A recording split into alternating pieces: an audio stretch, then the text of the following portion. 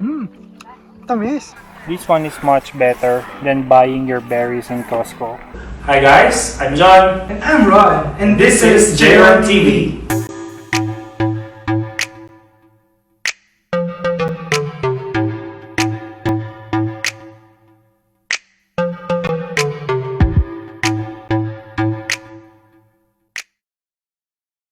What's up, guys? Good morning, everyone! So, guess kung nasaan kami ngayon.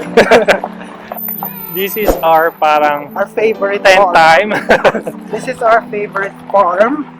We're here at Saskatoon! Again and again. Yeah. So, nandito kami kasi they have this berry picking thingy. Oh, yeah. Yeah. So, ang gagawin mo dito is we're going to pick your own berries or strawberries or kung ano man. They call it you pick. Yeah, I think they also have blueberries. Yeah. Yeah. So, kaya kami nandito is because we're going to do that. Yeah. Woo! So, they usually open around mga June. Kasi, syempre, pinapalago pa nila yung mga berries nila, yung mga strawberries nila. So, ngayon lang sila nag-open. Yeah. So, And the last time na pumunta kami dito is medyo umuulan-ulan pa at I think medyo malamig pa. Boss? yeah. Well, ngayon malamig na. Yeah, pero nung time na yun, hindi ganito kadami yung tao.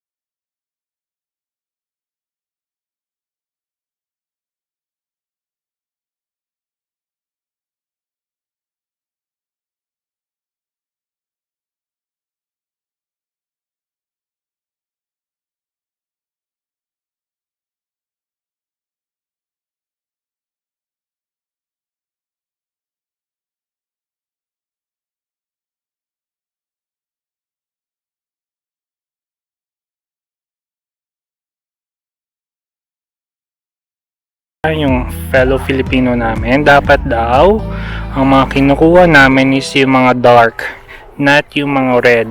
Yeah, kasi yun yung Yeah, kasi yun yung mga hinog. So, medyo mali kami dun sa ginawa namin nung una. We just pick whatever we want. But, yun dapat pala yung target mo, yung mga dark berries.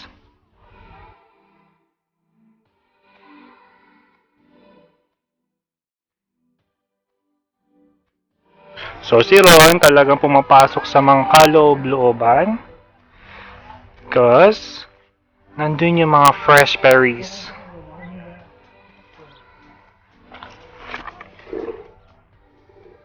Wow, those are big.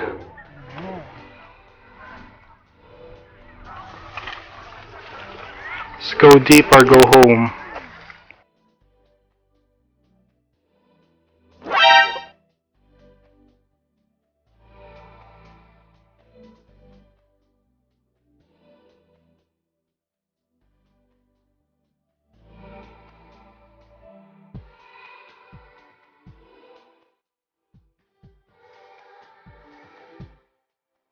So guys, gumawa kami ng sarili namin strategy. We feel like nasa bandang dulo, Yung yung mga, malalaki pa. yeah, Mga malalaki tsaka hinog na. Kasi most people will start at the beginning, syempre. So, yung sa simula, yung mga lanes ng mga berry plants doon, medyo ubos na yung mga bunga. So, we decided to go, start at the end. yeah. So, let's So, see kung mas mapupuno ba namin tong bucket. Kasi, it's taking time na Mapuno. napapuno. So, medyo nakakapagod na. Tsaka sobrang init din. Yeah. So, let's see kung tama yung strategy namin.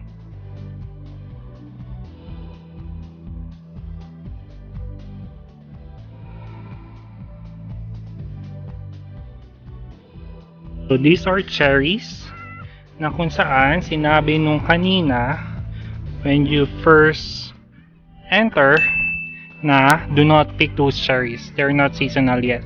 So, I think pinapalaki pa nila yan.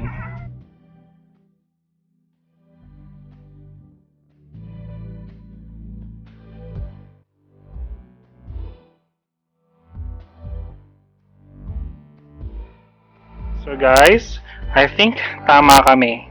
Let's look at those berries. Ang lalaki nila oh. And hindi pa siya napag pilian ng mga tao. See? Those are ang dami oh. So if you're coming here or if you plan to go here, I suggest na you start from the end. If may mga berries pa. So, pag mga Pilipino talaga maparaan eh. Right, Ron? Bye!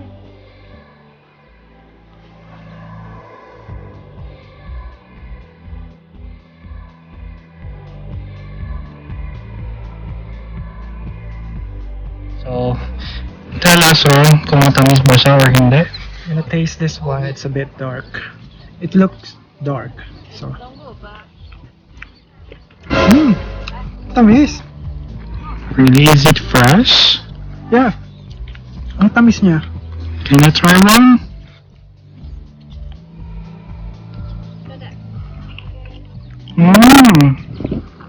Tamis nga, sarap. Wow. That's fresh, guys. We harvest our own berries. Sarap. Let me try another one. This one is also, it's a bit soft, but it's dark. Sarap.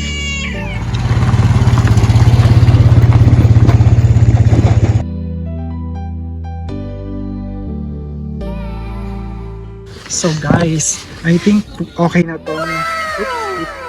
tong na-pick naming berries. So hindi man namin siya napuno pero I think sobrang dami na to. This will cost us $16 and sobrang tamis niya. Actually kahit yung medyo reddish pa, matamis na siya.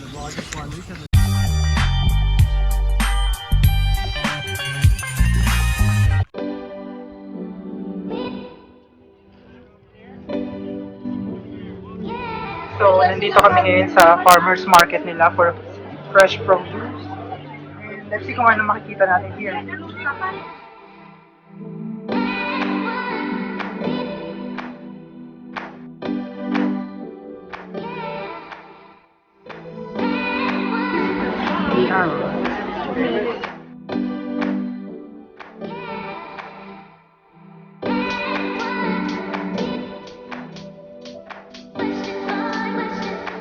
what did you bought?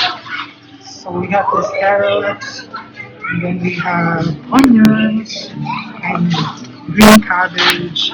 Then we also have mint and rosemary.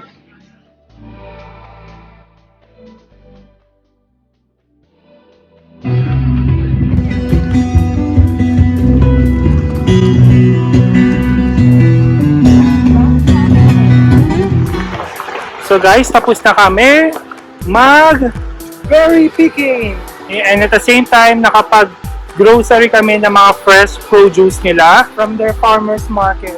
Yeah, so nag-enjoy kami kasi Sobra. sobrang nakakatuwa. This time is different Yeah, from the last time that we went here, di ba? Yeah, sobrang different and this time sobrang dami ng tao.